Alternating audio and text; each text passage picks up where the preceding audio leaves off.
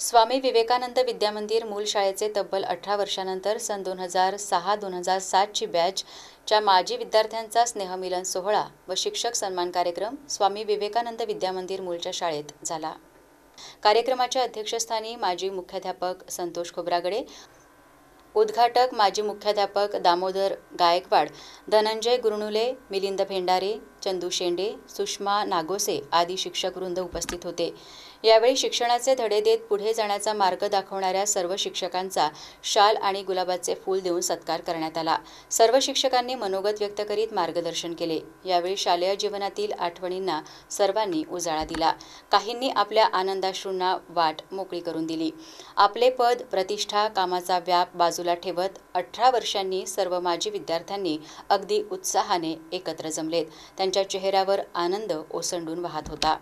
यावेळी शिवानी चिंतावार, रुणाली चावके, अमित राऊत, मंगेश भालेराव, आशिक महिलावार, अतुल कांबळे, स्वप्नील कांबळे आदी माजी विद्यार्थी उपस्थित होते।